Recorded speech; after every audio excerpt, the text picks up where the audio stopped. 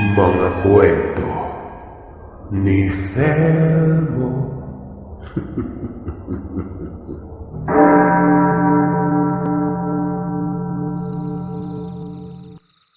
Mapagpalang araw sa inyong lahat. Gayon din po sa inyo, Sir Seth. Ako po si Polino. Kasalukuyang nasa Canada. Naririto ako nakatira kasama ng pamilya ko. Magpaganon pa man, kung anong kulturang nakagisnan ko sa Pilipinas, yun din ang pinapamana ko sa mga anak ko ngayon. Ang panganay ko, 10 taong gulang na, habang ang isa naman ay 7 taong gulang. Kasama sa mga kulturang sinasabi ko, ay syempre, ang mga kwentong katatakutan. Pero ang kalimitan kong ikinikwento sa kanila ay yung mismong karanasan ko. Yung karanasan ko na yon, ito din ang ibabahagi ko ngayon. Nagsimula ang kwento kong ito nung ako'y 11 taong gulang pa lamang. Yung mga punto lang na naaalala ko gawa ng napakatagal na nito. Kung hindi ako nagkakamali ay huling mga taon ng dekada 90. Sa lugar namin sa Silay, sa Negros Occidental. Lumaki ako sa pangangalaga ng lola ko. Patay na ang nanay ko, habang ang tatay ko naman ay nakapangasawa ng iba. Ayon sa nalaman ko, pagkapanganak ko daw, ilang araw ay pumanaw ang nanay ko noon. May malala pala siyang sakit sa matres noon. Si lola lamang ang kasama ko. Wala na rin si lolo. Matagal nang yumao. May mga kamag-anak naman kami pero malalayo ang mga ito. Mga kapatid ng tatay ko na minsan lamang bumibisita kasama ng mga pinsan ko noon. Ang isang kapatid naman ng tatay ko ay nasa abroad. Itago na lamang po natin sa pangalang Lola Karyang ang abuela ko. Mapamahiin, maraming alam sa mga kakatuwang bagay. Meron ding matinding pananampalataya. Paniniwala sa mga sinasamba. At syempre kung merong mabuti, meron ding masama. Kung may alagad ng Diyos ay may kampon din ng dilim. Mga nilalang na aakalain mong hindi totoo. Pero umiiral pala. At dahil sa saklaw ng lola ko sa kultura, malaki ang naging impluwensya nito sa akin. Yung mga kinikwento niya ay nakatatak sa isipan ko lagi kung kaya naman talagang takot na takot ako noon sa dilim. Sa natatandaan ko, kapag gabi, katabi ko ang arenola. Ayoko lumabas noon kahit malapit lang naman ang banyo namin. Malaki ang bahay, 2 palapag pero walang nananahan sa may itaas. Sa ibaba lamang kami ng lola ko. May isang silid noon na katabi naman ito ay kusina at banyo. Malaki ang sakop na lupain ni lola. Sakahan ng nakapalibot dito na mayaman sa tanim na niyog at kakao. May mga saop ang lola at tumatanggap lamang kami noon ng pera pagkatapos ng ani. Nakakatuwang isipin. Naaalala ko kasi lagi ang abiso ng lola ko noon na kahit sa saan ako magpunta, dapat ay suot ko mano ang habak ko noon. Meron akong habak. Ayoko namang isuot lalo na yung nagkakaroon na ako ng kamalayan. Sa Bisaya pa nga, yung may buot na ba? Marunong na maya para sa sarili.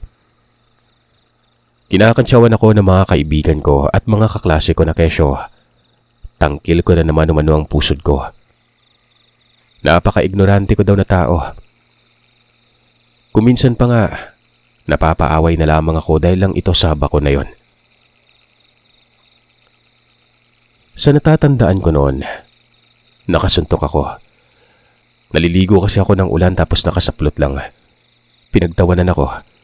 Para daw akong ita. Pasintabi Sir Sat pero ganun ang tawag sa akin ng mga kaibigan ko dahil sa habak ko na yon. Malaki kasi ito. Nakakatawag pansin. At kung itatanong niyo naman kung ano ang laman, ayon sa lola ko, pusod ko daw ang laman nun. Nakalubog sa lana na may tawas, tapol at tipak ng sinukuan. Nakalagay sa isang maliit na bote at nakabalot naman ito ng pulang tela. Kaya hindi ko dinadala kasi malaki. Bukod pa dyan ay sobrang sagabal. Sabi ng lola, iwas usog, bate, kulam, maldisyon. Kumbaga, pangkalahatang pangontra at proteksyon naman na yun. Yun lang. Pero wala namang nangyari sa akin kapag hindi ko dinadala. Nagtatanong ako kay lola kung bakit parang napaka-importanting dalhin ko lagi ito. Pero humingiti lamang siya. Tapos may mga ilang sinasabing babala. Basta daw dalhin ko lang at baka umano may mangyari sa akin.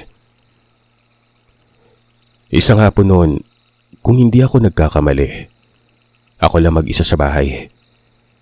Umalis si Lola Karyang. Hindi ko alam kung saan pumunta. Basta pagkagising ko ng hapon, wala na ito. May tao noong bumisita sa bahay. Lalaki na medyo may edad na. Hindi ko kilala. Nagtanong lamang ito at ang sabi ay kung nasaan daw ba ang lola. Yun lamang ang narinig ko sa kanya, kung kaya binalot ako ng pagtataka nun. Para bang may kung anong masamang sadya ito. Bukod kasi sa kakarampot na tanong, napaka-weirdo din tingnan nun. Parang ang likot ng mga mata. Tapos kung makalingon sa isang banda, napakabilis. Parang manok. Napansin ko pang ang tinatanaw ang loob ng bahay namin na para bang balak pumasok. Kaya naman sinara ko kaagad ang pintuan. Hindi umalis yung lalaki. Sinilip ko yon sa bintana. Pero naroroon pa rin sa labas nun. Hanggang sa naglakad-lakad ito sa paligid. Nakikita ko sa mga kinikilos niya na para bang may pinaplano ito. Habang naglalakad yon, kumukumpas ang kamay na para bang may tinatandaan. Hanggang mapadako yun sa likod ng bahay. Nagkumahog ako noon patungong kusina. Tumungtong ako sa lababo at sinilip ko doon ang tao. Pero hindi ko na siya nakita pa. Lumabas ako doon sa kusina at iginala ko talaga ang paningin ko sa buong paligid. Nagpalipat-lipat ako sa bawat bahagi ng bahay. Pero wala talaga. Wala din doon sa daanan. Hindi ko nakikitang naglalakad palayo. Sa isip-isip ko nga noon, baka pumasok sa kakahuyan sa may likuran. Saglit pa akong pumuslit sa labas pero hindi ko na talaga nakikita ito. Pagsapit ng gabi, pagkarating ng Lola Karyang ay kaagad kong sinabi na may tao kanina. Sinabi ko talaga ang kung anong natungayan ko at pagdududa doon. Kako parang kawatan tapos yung kinikilos. Napaka-weirdo. Ayon naman sa lola ko, sa oras daw na may bumisita ulit at ako lamang ang nagkataong nasa bahay, huwag kong kakausapin. Huwag kong pagbubuksan ng pintuan. Nagtanong ako kay lola kung kakilala niya ba yon kasi nga kilala siya nito. Pero hindi na umimik pa si lola. Nagtungo ito ng diretsyo sa may kusina at sinara ang pintuan ron. Naguguluhan tuloy ako. Hindi naman siguro ako mangmang para baliwalain lamang yon kaya kinulit ko talaga ng kinulit si lola. Hanggang sa, "Suot mo ba yung habak mo?" tanong niya. Sabi ko hindi. Nagpaliwanag ako. Sabi ko ay sagabal kaya tinanggal ko ito nang matulog ako sa tanghali nun. "Apo, hindi dekorasyon ang habak mo. Ano bang sabi ko? Huwag na huwag mong iwawalay, di ba? Malay mo hindi kawatan yon, kung di aswang. Malalaman mo dapat kung sino at ano yon dahil magbibigay hudyat ang habak mo." Ba't sabi ko naman sa'yo kapag may bantay iinit yan? Sarap mo talagang tirising bata ka. Doon ko palang naalala ang kumpara saan talagang habak. Gigil si Lola sa akin, para bang gusto akong saktan ito. Pero alam ko naman sa sarili na dahil lamang yun sa pangamba kaya nagalit sa akin. Siguro, mga ilang araw ang nakalipas nun. Kasalukuyan ata akong nasa eskwelahan. Bali-abala ang mga guro kaya pagsapit ng tanghali ay pinauwi kami. Dumaan ako sa paborito kong tambayan.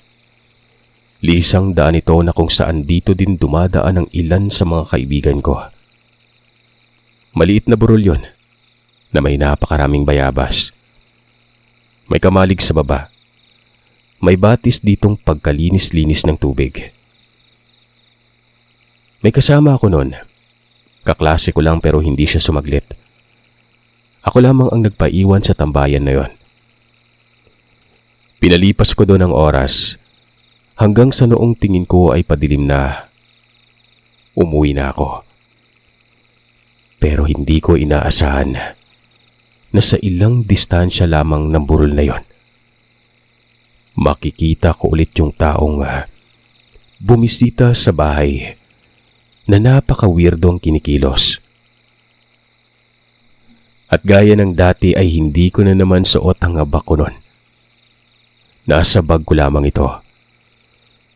Dali-dali kong kinuha yon. Nagulat na lamang ako pagkahawak ko sa habak na yon. Sobrang init. Kung kaya naman kumabog ng malakas ang dibdib ko. Walang ano-anong kumabig ako pagilid at tumakbo ako patungong kalsada. Nang makarating ako sa kalsada, huminto ako at nilingon ko yung tao nun. Nakatayo lamang ito na nakatingin sa akin. Hindi ko alam kung anong klaseng tao siya. Basta ang alam ko lang, banta ito gawa ng umiinit ang habak ko nun. Nakipagtitigan pa ako sa kanya, pero handa na ako noon sa pagtakbo sa oras na may gawin ito sa akin. Libre naman ng daan at ilang distansya, paliko na patungo sa bahay namin yon. Hanggang sa yumuko ito, tumalikod at naglakad. Kung kaya naman ay pinili ko na lang umalis. Nang malapit na ako sa bahay, sumaglit ako sa tindahan. Gutom ako kaya bumili ako ng tinapay nun. Umupo muna ako habang kumakain nun. Nang bigla na lang may tumabi sa akin. At pag-angat ko ng tingin ko, ito yung taong nakasalubong ko at bumisita sa akin nun. Mabilis niyang dinakma ang paa ko at madiing itinulak pababa. Dahilan para hindi ako makatayo. Pabulong niyang sinabi sa akin na wag daw akong sisigaw dahil sa oras na ginawa ko yon, papatay niya ako. Nakanganga lamang ako. Hindi ako makanguya. Tumutulo ang mga luha ko noon sa mata habang nakatitig sa kanya. Nakatingin lang siya sa malayo na kong iisipin. Yung parang simple lang na animay walang motibo. Muli siyang nagsalita, Sir Seth. Ayon sa narinig ko, ilang araw na lamang umano ay kukunin niya ako sa ayaw at gusto ko. Makukuha niya ako nun. Kung gusto ko umanong malaman ng katotohanan, itanong ko umano sa lola ko kung bakit. Tumayo yun. Umalis. Tingin ko nga napaihi ako sa salawal nun. Hindi talaga ako nakagalaw. Mga ilang minuto ata ako doong nakatulala hanggang sa narinig ko ang pagsambit ng lola. Saka pa lamang ako nagkaulirat. Walang ano-anong lumapit ako sa kanya at sa natatandaan ko ay yumakap ako noon kay lola habang umiiyak. Sabi ko sa kanya, nagpakita ulit sa akin yung tao. 2 beses pa ito. malapit sa burol at doon mismo sa tindahan. Sinabi ko din kay Lola ang mga binitawang salita ng tao na yon.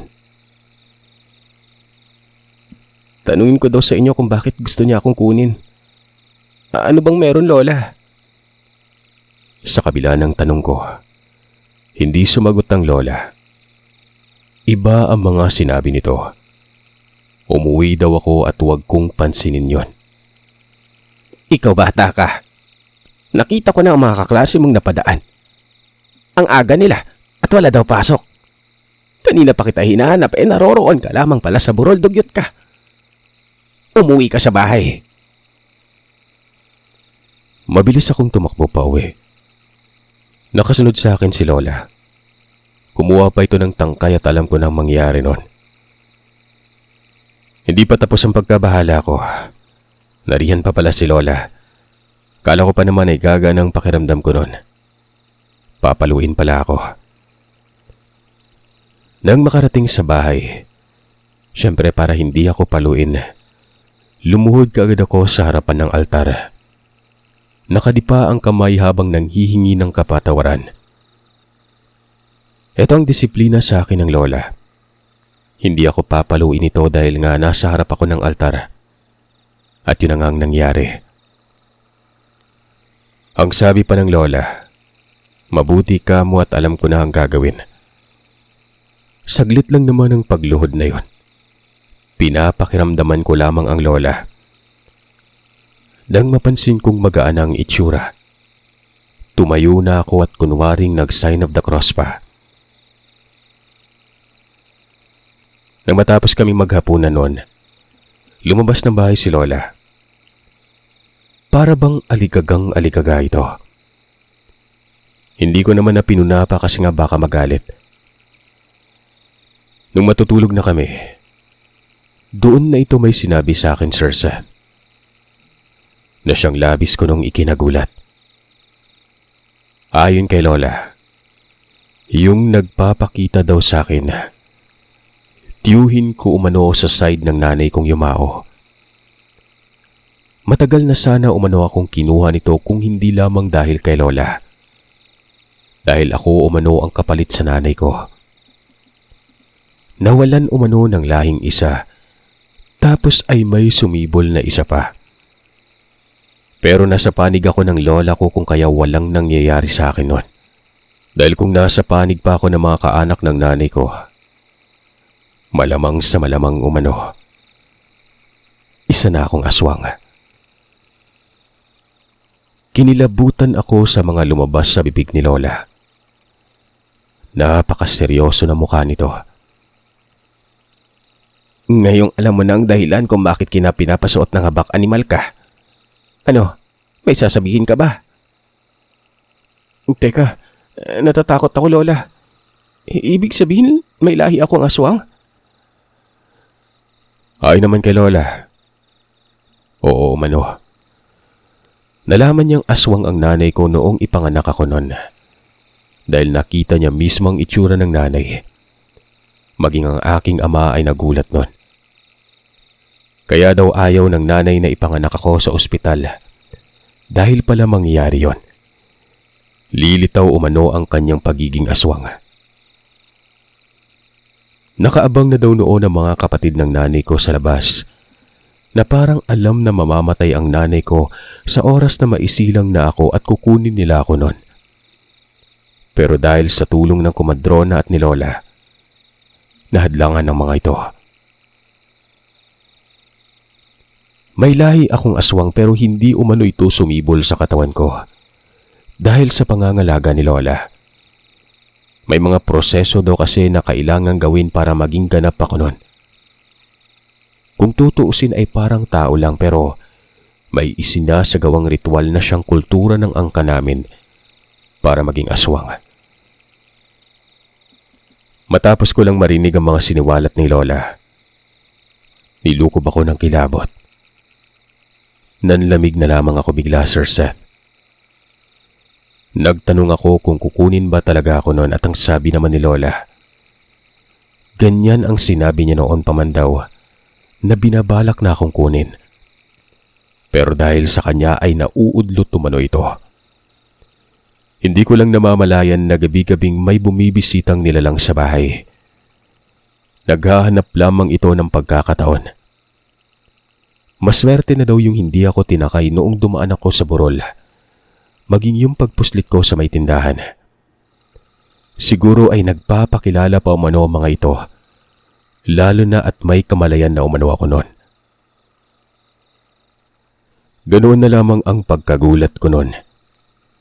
Naalala ko na bigla na lamang lumalabas pala itong si Lola. Gabi-gabi yon. Tapos may kung anong tinataboy na para bang nagpapaalis ng aso.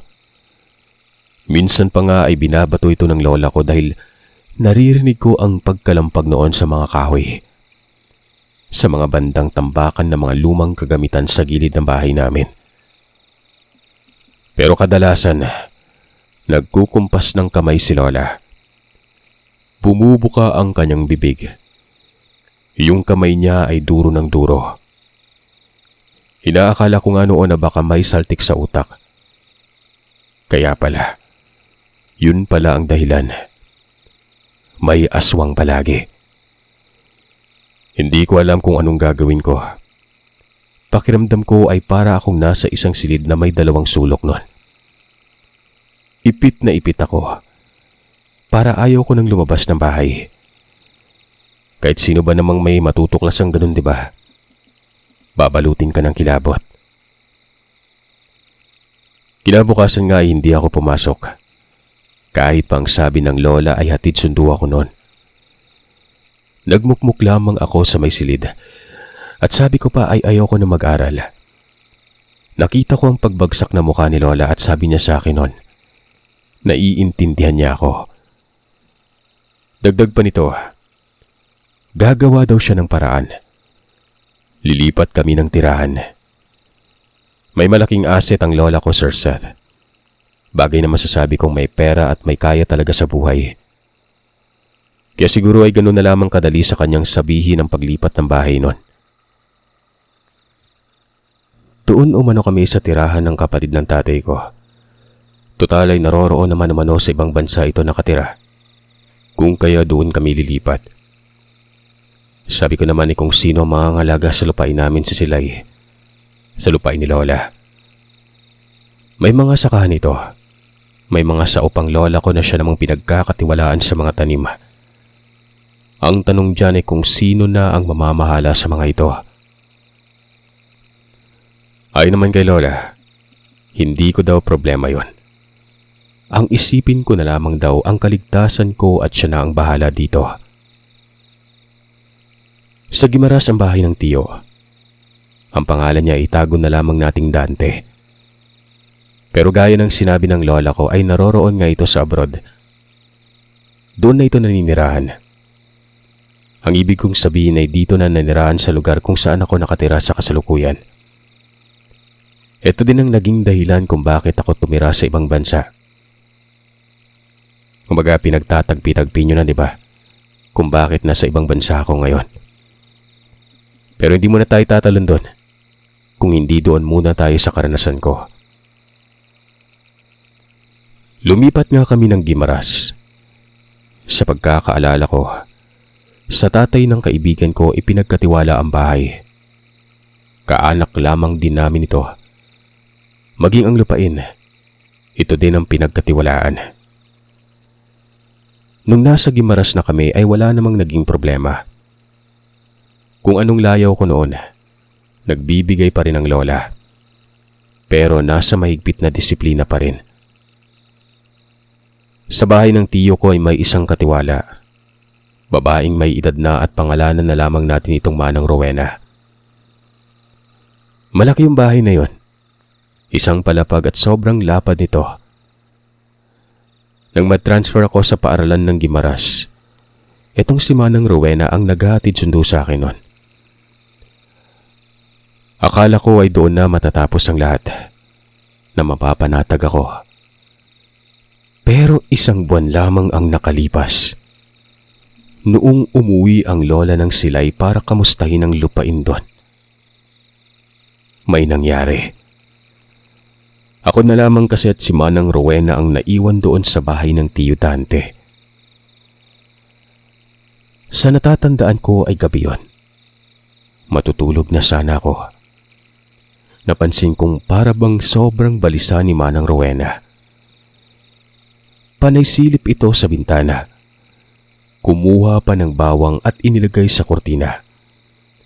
Sinabit ni Manang Rowena ang bawang na yun doon. Nagtanong naman ako sa kanya kung bakit. "Huwag kang lalabas. Doon ka lang sa silid mo, ha? Isara mo yung pinto at bintana." "Ho, bakit po, Manang Rowena?" "May aswang doon, Paulino. Nakita ko siya sa likod ng bahay. Nandyan pa siya." Walang ano-anong nagkumahog ako noon papasok na silid ko. Bali silid naming dalawa ni Lola ito. Kinuha ko ang habak ko noon sa ilalim ng unan. Napakainit nito, Sir Seth. Tama si Manang Rowena. Nanumbalik ang kilabot na nararamdaman ko noon. Naiisip kong baka sinusundan ako ng kaanak ng nanay ko. Basta bago ko sara ng bintana ay sumilip muna ako noon. Hanggang sa ayun na nga. May nakita akong tao na nakatayo sa labas ng bahay. Sa bahaging madilim ito, kaya hindi ko maaninag ang mukha noon. Dali-dali kong sinara ang bintana noon. Humiga ako sa katre at nagtalukbong ng kumot. Nanginginig ang katawan ko. Wala pa naman si Lola ng mga sandaling yon. Siguro, mga ilang sandali noon ay nagbukas ang ilaw sa may bandang kusina. Alam ko yon kasi nakikita ko ang banaag. Binuksan ito ng katiwala. Tapos ay bahagyang nagliwanag sa labas na kung saan dito nakatapat ang silid tulugan ko noon. Ilang saglit lang, napansin kong tila may napadaan. Jealous yung bintana at hindi tinted ito, kaya makikita ko talaga. Bumangon ako tapos binuksan ko ito ng konti. Konting siwang lang. Wala akong nakikita sa labas. Wala doon yung imahe ng tao. Malinaw yon gawa ng tinamaan ito ng banaag. Pero walang ano-ano. Bigla na lamang may sumilip sa bintana. Doon mismo sa kung saan ako nakasilip noon. Kitang-kita ko ang mga namumulang mga mata niya. Para bang ipinako ako doon at hindi ako nakagalaw. Dikit na dikit ang titig naming dalawa noon. Bumulong yon. At ang sabi nito ay lumabas daw ako ng bahay. Marahan ako noong nagtago. Hanggang sa nagsisisigaw si Manang Rowena sa kusina na para bang may tinataboy. Nakikinig lamang ako. Pawisan ako kahit pa man malamig sa may silid ko noon. Maya-maya ay biglang tumahimik si Manang Rowena. Para bang sinakal to dahil nakarinig ako ng pag-ungol noon. Nabahala ako noon kaya kahit natatakot ako, ay pinili kong pumunta sa may kusina. Nakita ko si Manang Rowena na nakasampay ito sa sulok at may hawak na patalim. Paglingon ko sa bandang pintuan, nakita ko ang nilalang. Buhaghag ang buhok, mapupula mata, napakapangit na mukha. Nakabuka ang bibig at nakita ko ang hindi pantay nitong mga ipin. Hindi ko alam kung ito ba ang sinasabi ni Lola na kapatid ng nanay. Ang alam ko lang, ito yung nakita ko sa bintana noon. Tinamaan ng gusto ito ng liwanag kaya detalyado siya sa paningin ko. Tumawa yun at nagsalita. Kinakamusta ako. Hindi man lang daw ba ako magbibigay respeto sa tiyuhin ko na yon. Mabilis na pumasok sa isipan ko noon na ito na ang laging nagpapakita sa akin. Ito ang kanyang anyo sa pagiging aswang. Talagang sinundan niya ako, Sir Seth, hanggang sa Gimaras. Hindi ako sasama sa'yo. Layuan mo ako. Mabilis kong itinulak ang pintuan nun. Sumunod naman kaagad si Manang Rowena at kinandado niya ito. Tumatawa ang tao sa may labas. Kinakalampag pa nito ang pintuan, kung kaya't nagsisisigaw na kami ng tulong. Mabuti at may dumating. Asawa ni Manang Rowena kasama ng anak nitong lalaki. Hindi ko yun nakita gawa ng nasa labas sila. Ang naririnig ko lang ay ang pagsigaw nila sa labas nun, habang nakikipagsagutan naman si Manang Rowena. Bukod sa sigaw, Sir Seth, kalabugan at kaluskusan ng mga naririnig ko nun. Wari ba may nag-aaway sa labas nun? May nakakapangilabot din na angil ng kung anong nilalang na para bang galit na baboy. Ilang saglit pa, kumatok na ang asawa ni Manang Rowena. Ako ang nagbukas nito at doon ay nasilayan kong may mga sugat siya, maging ang anak nitong binata. Mabuti na lamang at hindi ganun kalala. Bumungad kaagad sa akin ang katagang, nakatakas ang aswang. May bitbit ang mga itong itak. Binantayan ng pamilya ni Manang Rowena ang bahay ng buong gabi. Ako noon ikakarampot na antok ay hindi ko naramdaman. Dulot siguro yun ng matinding pagkatakot.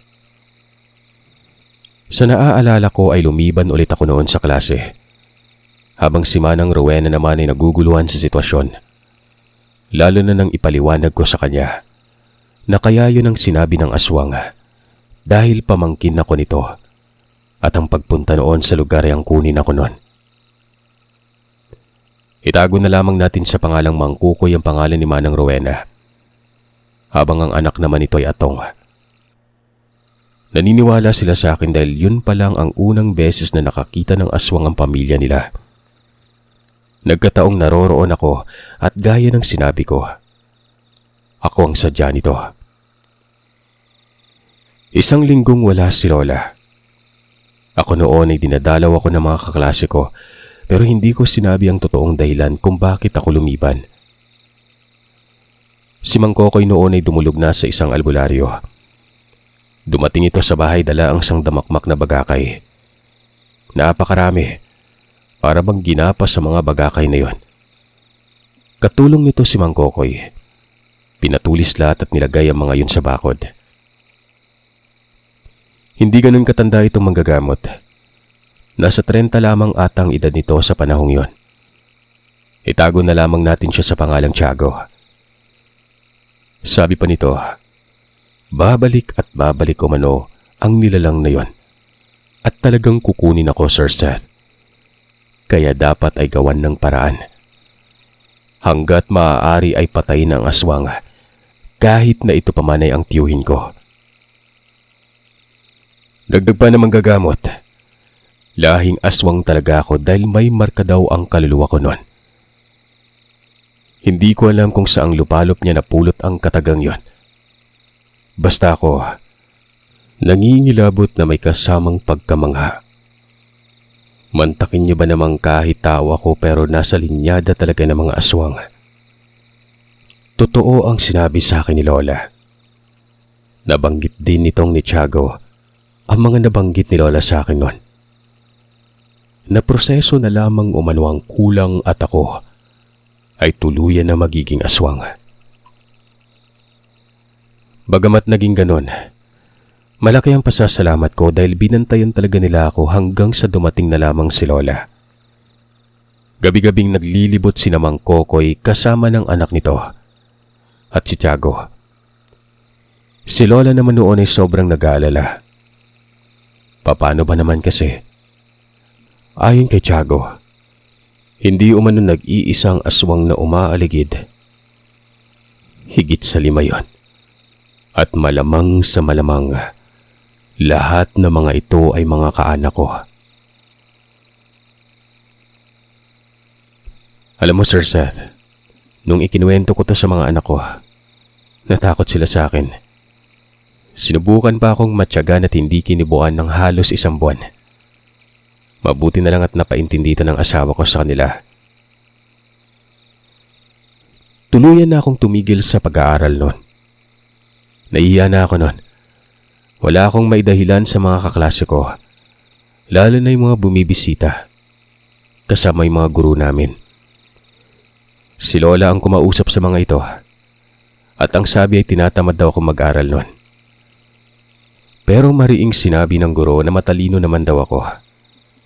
Katunayan, isa umano ako noon sa may mataas na marka.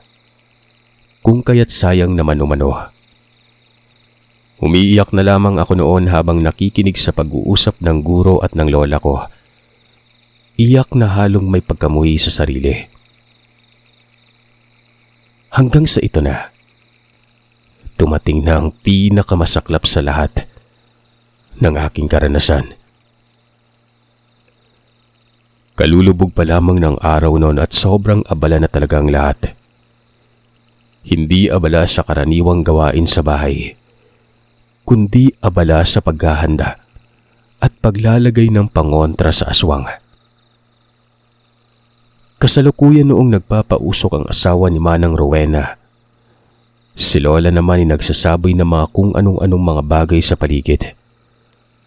Asin, abo, buhangin, at mga dahon ng buungon na dinurog. Ultimong ang bubungan namin ay hindi nakaligtas. Nilagyan din ito ni Lola. Ang sabi ni Tiago, umaagresibo na umano ang mga nilalang. May mga nilagay siyang pangontra sa kakahuyan pero iniinda umano ng mga ito. Tinitiis ang tama at sakit na nararamdaman sa katawan. Kaya posible umanong indahin din ng mga ito ang primerong pangontra na nasa paligid ng bahay nun. Anumang oras, may mangyayaring hindi maganda. Yung bahay ng tiyo, malayo sa kapitbahay. Kasagingan, kalubian o mga niyog, at ilan pang mga kahoy ang pumapaligid dito. Pabor na pabor sa mga nilalang at napakahirap humingi ng saklolo. Sa gabi ding yun, Sir Seth, nagpakita ang tiyo ko. Bumunga dito sa bulwagan ng bahay at sobrang tapang ng itsura niya. Nagbanta nang kung hindi umano ako ibibigay ay magkakaroon ng madugong pangyayari. At wala na umano silang pake kahit na may mamatay pa. Sinasagot ito ni Tiago. Kung nais daw ng gulo ay wala siyang kinakatakutan. Kung patay ng sadya, yun din ang gusto niya. Kasama ko noon ang lola. Nasa silid lamang kaming dalawa. Nakasilip lamang sa bintana, pero ang silid na yon, ito yung silid tulugan ng tiyo kong nasa abroad. Malaking silid yon, ang bintana ay nakabungad sa may beranda. May hawak na rosaryo ang lola ko. Nagdadasal ito. Tapos may narinig pa ako sa kanya mga usal na hindi ko naiintindihan. At habang binibigkas niya ito ay kinukumpas niya ang kanyang kamay. Katulad siya ng albularyong si Tiago. May inuusal din habang kumukumpas. Si Manang Rowena naman ay nasa beranda kasama si Mang Kokoy at anak nito na si Atong. Habang si Tiago naman ay naroroon sa may harapan. Sa labas mismo at ilang distansya sa kanya ay ang tiyo kong aswang na yon. Natapos ang usapang yun sa hindi pagkakasundo. Tumango lamang yung aswang at tumalis ito. Pero ang kasunod noon ay ang nakakapanindig balahibong huni sa paligid na para bang inahing manok. Tapos ay may tunog butiki din na ang tono nito ay animoy lumalangit-ngit na kawayan. May malakas, may mahina. Pero ang mas nakakatakot, ang igik noon na tila napakalaking baboy. Napaiyak na ako noon sa tindi ng tensyon. Sinabi pa ni Mang Kukoy na tatakbo siya sa barangay para humingi ng tulong pero pinigilan siya ni Tiago. Marami umano ang madadamay nun. Maaari makatulong pero walang kaalaman ng mga ito patungkol sa aswang. Hanggang sa walang ano-ano ay bigla na lamang namatay ang kuryente. Doon na nagsisisigaw si Lola. Maging ako man ay hindi ko napigilang sumigaw nun. Narinig ko kay Tiago na pinutol siguro ng mga nilalang ang kuryente para walang ilaw sa lugar. Walang ibang laman ang isip ko noon kundi ang kamatayan. Ang masaklap pa dyan ay maaaring madamay sila Manang Rowena. At ang lahat ng ito, dahil sa akin. Kung kaya't sinabi ko na lamang noon na sasama na lamang ako. Desperado na ako, Sir Seth. Nailalarawan ko na sa isipan ko ang malagim na tagpo kahit wala pang nagaganap na komosyon. Pero mahigpit akong hinawakan ni Lola. Kahit anong mangyari umano ay hindi niya daw ako isusuko nun. Hindi ako makagalaw. Piniga ako ng Lola sa pagkayakap. Pumasok noon si Manang Rowena. Pinapatahimik ako. Ilang saglit lang ay naaaninag ko na ang labas. Wala na sila Mang Kukoy, maging ang anak nito at ang albularyong si Tiago. Nagtanong si Lola kung nasaan na umano ang mga kasama ni Manang Rowena sa labas nun. Ang sagot ng katiwala, nagtungo umano sa may kakahuyan. Ipagdasal na lamang umano namin noon na walang mangyayari sa kanila. Natahimik din noon ang huni. Sa estado kong yun, Sir Seth, para akong mababaliw. Matagal silang bumalik nun. Inabot na lamang yun ng madaling araw hanggang sa dumating si Atong. Ang sabi nito ay nakapatay daw ang albularyo ng isang aswang. At ang sabi ng iba ay nagsilaya sa numano ang mga ito. Doon na kami lumabas ng bahay. Dumating din si Mang Kukoy at ganun din ang sinabi.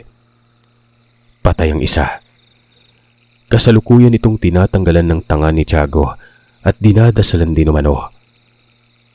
Nagtanong ako kung ito ba ang kapatid ng nanay ko pero umiling si Mang Kukoy at ang sabi nito ay hindi umano. Gawa ng babae ang napatay na yon. Inabot ng umaga yung nangyari at doon ko pa lamang nakita si Tiago. Duguan, may malaking sugat sa may tadyang na para bang kinagat yon. Nakasimangot ang mukha nito at halatang pagod na pagod.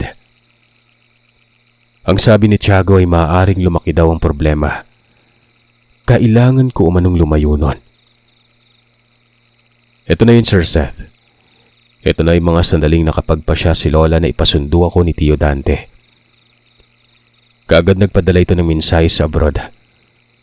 Uso na noon ang long distance call. May Alcatel, beeper at Nokia na noon. Basta matapos lamang ng 2 linggo ay dumating si Tio. Pero habang nangyayari yon, inaasikaso din ni Lola ang mga papeles ko. Umiyak pa si Lola. Wala daw siyang magagawa kung hindi ipadala ako sa ibang bansa. Mag-iingat tumano ako doon. Magpakabait at isipin lagi na may nagmamahal na Lola. Makabagbag damdamin yon. Yun ang mga sinabi ni Lola na talagang nagpahagulgol sa akin sa pag-iyak. Nang makompleto ang papeles, lumipad kagad ako sa Canada. Isang compound ng mga Pilipino ang tinitirahan nila Tio noon. Para lang akong nakatira sa Pilipinas. Yung habak ko, hanggang ngayon ay buhay pa ito. Binigay ko sa bunso ko. Alam niyo ba ang nangyari, Sir Seth, pagkatapos ko makaalis noon? Tinugis na mga aswang si Tiago. Mga kaanak ko lang din ang may kagagawan noon. Gawa ng siguro dahil nakapatay ito. Mabuti na lamang at hindi ginambala si Lola, maging ang pamilya nila Manang Rowena. Ang pangyayaring yun, Sir Seth, dahil sa akin lahat. Dahil sa lahi kong aswang.